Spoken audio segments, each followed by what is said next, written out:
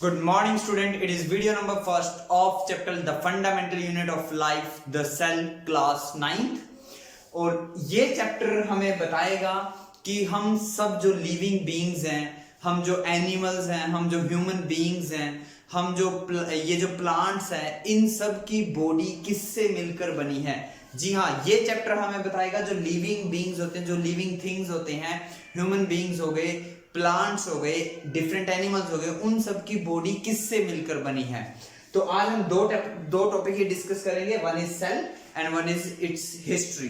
So first of all cell को अगर मैं डिस्कस करता हूं तो देखो, सेल जो है इंग्लिश का वर्ड नहीं है, लैटिन सेल जो है, सॉरी सेल जो इंग्लिश का वर्ड है, लेकिन लैटिन भाषा में, लैटिन लैंग्वेज में एक वर्ड होता है जिसको बोलते हैं हम सेलुला। क्या बोलते हैं? सेलुला। और सेलुला का मतलब होता है स्मॉल रूम, और उससे हमने सेल को बनाया है। तो सेल इंग्लिश का वर्ड है, क्या मीनिंग होता है वो मैं इसको बताता हूं, लेकिन उससे पहले आप एक एग्जांपल समझिए। देखो, हाउस होता है, एक घर होता है, ठीक है। हाउस को अगर मैं फर्दर ब्रेक करता हूं तो हाउस के अंदर बहुत सारे रूम्स मिलेंगे हमें, बेडरूम मिलेगा, डाइनिंग रूम मिलेगा, किचन मिलेगा, ठीक है, टॉयलेट मिलेगा, है ना। तो वो क्या है, सब छोटे छोटे रूम्स हैं। यानी हाउस को फर्दर छोटे छोटे पार्ट में डिवाइड करूं तो क्या बन जाएगा? रूम। अब एक रूम में अगर मैं जाऊं तो एक रूम को फर्दर डिवाइड करूं तो उसके अंदर 4 वॉल्स होती हैं, साइड बाय साइड 4 वॉल्स होती हैं। तो रूम से आ गया वॉल्स, और वॉल्स को भी अगर मैं ब्रेक करूं तो मैं ढूंढूं तो मुझे क्या मिलेगा? ब्रिक्स, छोटी छोटी ईंटें मिलेंगी। तो इस हिसाब से मैं कह सकता हूं कि bricks are the fundamental unit of house. House को बनाने के लिए छोटी सी छोटी यूनिट जो हमें चाहिए वो क्या है? ब्रिक, ईंट है, समझे। तो हम क्या बोलेंगे, ये नोट कर लेना, bricks are the fundamental units of house.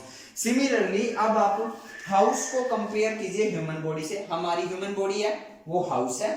उस जैसे एक हाउस के अंदर डिफरेंट रूम्स होते हैं, ठीक वैसे हमारी ह्यूमन बॉडी में डिफरेंट ऑर्गन्स होते हैं। कौन कौन से ऑर्गन्स होते हैं? जैसे अगर मैं बात करूं, माइंड एक ऑर्गन है, ब्रेन है ना, जैसे ब्रेन एक ऑर्गन है, ठीक है। हमारा हार्ट होता है, आपके अंदर दिमाग है, ब्रेन है, तभी तो आप बता पा रहे हो, तभी तो आप आंसर दे पा रहे हो, तभी तो आप बता पाओगे हमारे डिफरेंट ऑर्गन्स कौन से हैं। तो ब्रेन हमारा एक हार्ट ऑर्गन है, हार्ट हमारा एक ऑर्गन है, स्टमक हमारा एक अलग ऑर्गन है, समझ में आ रही बात है। स्मॉल इंटेस्टाइन, लार्ज इंटेस्टाइन से हमारे नाम के ऑर्गन आते हैं, मैनी मोर। तो ये बहुत सारे ऑर्गन जब मिलते हैं तो क्या बन जाता है?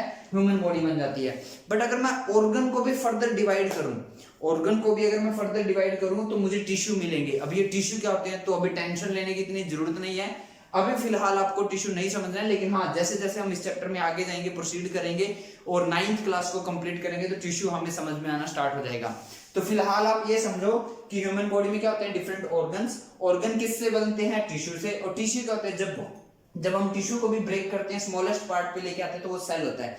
तो यानी सेल वो स्मॉलेस्ट यूनिट है जिससे ह्यूमन बॉडी मिलकर बनी है। तो cells are the building blocks of human body. समझ में आ रही बात? बिल्डिंग ब्लॉक किसे बोलते हैं? फंडामेंटल यूनिट किसे बोलते हैं? जिससे मिलकर कोई चीज बनती है तो उसके लिए फंडामेंटल यूनिट होती है। समझ में आ रही बात? तो यहां मैंने डेफिनेशन मेंशन की आपको सेल्स की। डिफाइन सेल, 1 मार्क्स का क्वेश्चन एग्जाम में बन सकता है। 3 डेफिनेशन यहां पर मेंशन है, आप कोई भी लिखिए, ठीक है। Cells are the fundamental units of life, और cells are the building block of life, और cell is the basic structural, functional and the fundamental unit of life. मैं आपको एडवाइस करूंगा कि आप ये 3rd डेफिनेशन ही एग्जाम में लिखना। बट अगर आप 3rd डेफिनेशन नहीं याद कर सकते तो आप फर्स्ट 2 डेफिनेशन में से भी कोई ना कोई लिख सकते हो। बट अगर आप एग्जैक्टली आंसर देना चाहते हो तो 4th डेफिनेशन ही मेंशन करना। तो आई होप ये आपको सेल वर्ड समझ में आ गया। सेल समझते हो? बेसिक बिल्डिंग ब्लॉक, मतलब सेल को रिपीट करते जाओ तो क्या बन जाएगी? Human body. समझ में आ रहा? सिमिलरली जैसे ईंट से ईंट, ब्रिक से ब्रिक जोड़ते चले जाए तो क्या बन जाएगी? वॉल।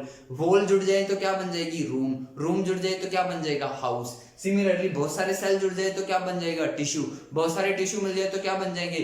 ऑर्गन्स। ऑर्गन मिल गए तो क्या बन जाएगी? Human body. और सिर्फ ह्यूमन बॉडी नहीं, प्लांट्स, एनिमल्स, इन सब का भी basic building block, fundamental unit कौन होती है?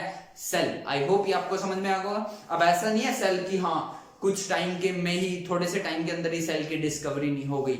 साइंस के अंदर डिस्कवरी बहुत स्लो होती है।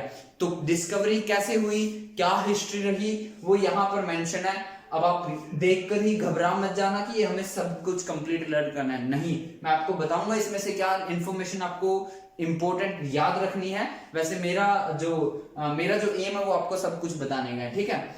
तो फर्स्ट जो ये कुछ इंपॉर्टेंट डेट्स यहाँ पर मेंशन है, ठीक है, इंपॉर्टेंट ईयर्स मेंशन है। तो पहला है 1590s, ठीक है, एग्जैक्टली नहीं पता है, ठीक है, मतलब 1590 की बात कह सकते हैं हम, 1590 में एग्जैक्टली ईयर नहीं पता है तो इसलिए ऐसे लगा दिया है। तो एक बायोलॉजिस्ट आई, यहाँ बायोलॉजिस्ट के नाम मेंशन है। बायोलॉजिस्ट क्या होता है, वो पर्सन जो प्लांट्स को स्टडी करता है, एनिमल्स को स्टडी करता है, उसको बायोलॉजिस्ट बोलते हैं। तो उनका नाम था जैकेरिस जेनसन। क्या नाम था, जैकेरियस जेनसन, ठीक है।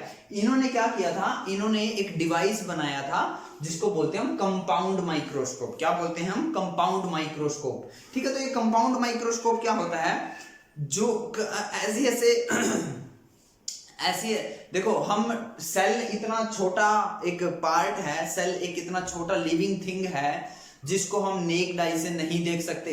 तो माइक्रोस्कोप एक ऐसा डिवाइस होता है, माइक्रोस्कोप एक ऐसा डिवाइस होता है जो छोटी इमेजेस की, छोटे ऑब्जेक्ट की बड़ी इमेजेस हमें दिखाता है, यानी हमें देखने में आसानी हो जाती है। आपने देखा होगा वॉच मेकर अपने यहाँ पर एक लेंस लगा कर रखते हैं, है ना। आपने कभी किसी मूवी वगैरह में देखा हो, कहीं पर कोई क्राइम होता है तो वो जो इन्वेस्टिगेटर्स होते हैं वो एक लेंस यूज करते हैं, है ना। तो उनसे क्या होता है, वो छोटी छोटी सी चीजें, जो छोटे छोटे से थिंग्स होते हैं वो हमें नजर नहीं आते, उनको बड़ा करके दिखाता है ना।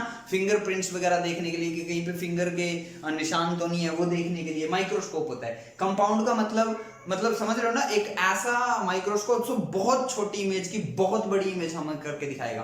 तो ये बहुत जरूरी है। आप कहोगे सर इसकी क्या इंपॉर्टेंस है, बहुत जरूरी है भाई। सेल को अगर देखना है, सेल इतना स्मॉल है कि नेक्ड आई से नहीं देखा जा सकता, तो कोई डिवाइस यूज करना पड़ेगा ना। तो वो डिवाइस सबसे पहले किसने बनाया, जैकेरियस जेनसन ने क्या बनाया, कंपाउंड माइक्रोस्कोप में।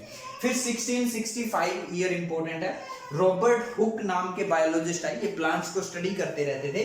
तो इन्होंने बार्क ऑफ ट्री को स्टडी किया अंडर माइक्रोस्कोप, और ये माइक्रोस्कोप इन्होंने खुद ही बनाया था। देखो आइडिया तो जैकेरियस जेनसन ने दे दिया था।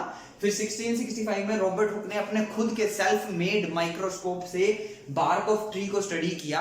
बार्क ऑफ ट्री क्या होता है एक्चुअली, वो जो रफ सरफेस होता है ना बाहर का स्टेम के ऊपर, तने के ऊपर, तो मैं इसको लिख भी देता हूं यहां पर, रफ सरफेस ऑफ स्टेम। क्या है, रफ सरफेस ऑफ स्टेम, बाहर का जो पार्ट होता है ना, आपने पेड़ पर देखा हो कभी किसी पर, ठीक है, प्लांट पर देखा हो, वो होता है। तो उसने जब उसको माइक्रोस्कोप की हेल्प से देखा तो उसे कंपार्टमेंट्स नजर आए। कंपार्टमेंट समझते हो, छोटे छोटे से ऐसे कंपार्टमेंट नजर आए, ऐसे, ठीक है, ऐसे, ये ऐसे कंपार्टमेंट नजर आए उसे, ऐसे देखो, ऐसे हम कोई भी शेप दे सकते हैं, डजंट मैटर, ठीक है। ये ऐसे अलग अलग कंपार्टमेंट तो समझते होंगे, अलग अलग कंपार्टमेंट नजर आए उसे। तो इन कंपार्टमेंट को उसने सोचा और उसने कहा कि हनीकॉम्ब होता है ना, हनीकॉम्ब देखा होगा, हनी बीज का नाम सुना होगा, मधुमक्खियां वो शहद इकट्ठा करती है। तो जो उनका वो छत्ता होता है, जो हनीकॉम्ब होता है, उसको अगर आपने देखा हो तो उसके अंदर भी ऐसे छोटे छोटे से स्ट्रक्चर बने होते हैं। तो उसने इन कंपार्टमेंट को कंपेयर किया विद द हनीकॉम्ब, ठीक है। और उसने कहा ये जो एक कंपार्टमेंट है इसको कह दिया नेम्ड एज सेल। समझ में? तो मैंने स्टार्टिंग में बताया था इसके सेल का सेलुलर वर्ड से बना है, लैटिन लैंग्वेज में वर्ड होता है जिसका मतलब होता है स्मॉल रूम। छोटे छोटे रूम हुए ना, ये कंपार्टमेंट, रूम बोल देते हैं, कंपार्टमेंट बोल देते हैं, है ना। तो इनको उसने सेल नाम दे दिया। एक बात और, उसने जो भी स्टडी की अपनी सेल के रिगार्डिंग, तो उसने एक उस पर बुक भी लिखी थी, ही राइट अ बुक, जिसका नाम उसने रखा था माइक्रोग्राफिया। बहुत अच्छी बुक है, हालांकि आपको पढ़ने की जरूरत नहीं है, ठीक है। अच्छा एक बात और, रॉबर्ट हुक ने सेल के बारे में तो बताया, सेल नाम तो बताया, डिस्कवरी तो की, बट उसने ये बात नहीं बताई कि सब प्लांट सेल से ही मिलकर बने होते हैं। मतलब उसने ये नहीं बताया that cell is the basic building blocks of all the plants, not in all plants. उसने ये नहीं बताया सभी प्लांट्स में। उसने जिस बार्क को लिया, जिस पेड़ की बार्क को लिया, सिर्फ उसके रिगार्डिंग ही इंफॉर्मेशन दी। फिर नेक्स्ट आया 1674 में ल्यू वैन हुइक नाम के बायोलॉजिस्ट आए। इन्होंने एक और माइक्रोस्कोप बनाया और ये माइक्रोस्कोप पीछे वाले के माइक्रोस्कोप से बहुत अच्छी था, ठीक है। ये मतलब बहुत छोटे छोटे छोटे ऑब्जेक्ट की बहुत बड़ी इमेज देता था हमें। So discover free living cell in pond water, pond water के अंदर इसने लिविंग सेल को डिस्कवर किया था, तो बहुत इंपॉर्टेंट है ये। नेक्स्ट 1831 में रॉबर्ट ब्राउन नाम के बायोलॉजिस्ट आए और उसने पहली बार ये डिस्कवर किया कि सेल के अंदर न्यूक्लियस होता है। First discovered nucleus in the cell. समझ में बात? ये first discovered nucleus in the cell किसने? रॉबर्ट ब्राउन, बायोलॉजिस्ट ने। नेक्स्ट 1838 में मैथियस स्केल्डियन आए, ठीक है, मैथियस स्केल्डियन आए और उन्होंने कहा plants composed of cells, all plants composed of cells. समझ में बात? ये बहुत बड़ी बात उन्होंने बोली। उन्होंने कहा सब के सब प्लांट्स सेल से मिलके बने होते हैं, यानी cells are the basic building blocks of all the plants. ये किसने बताई? मैथियस स्केल्डियन ने। नेक्स्ट 1839 की बात करें तो आए थियोडर स्क्वेन नाम के हमारे बायोलॉजिस्ट है। उन्होंने कहा all animals composed of cell. उसने कहा सब के सब जो एनिमल्स होते हैं ना, elephant, dog, cat, human beings, ये सब एनिमल्स भी किससे मिलके बने होते हैं? सेल से मिलके बने होते हैं। नेक्स्ट 1855 विर्चो नाम के बायोलॉजिस्ट आए। उन्होंने कहा all cells are comes from the pre existing cell. जो नए सेल बनते हैं वो पुराने सेल से ही बनते हैं। समझ में बात? विर्चो ने जो बात बोली, क्या बात बोली उन्होंने? कि जो भी नए सेल बनते हैं वो पुराने प्री एग्जिस्टिंग सेल से ही बनते हैं। देखो एक बच्चे का जन्म कहां से होता है? अपने पेरेंट्स से होता है ना? तो पेरेंट्स के सेल ही तो उस चाइल्ड में आए हैं, ठीक है।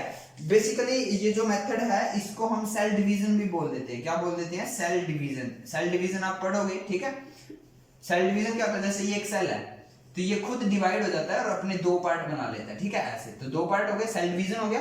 तो देखो नए सेल बन गए, किससे बने? पुराने ही सेल से, प्री एग्जिस्टिंग सेल। प्री मतलब पहले, एग्जिस्ट जो पहले से ही एग्जिस्ट थे उनसे बने।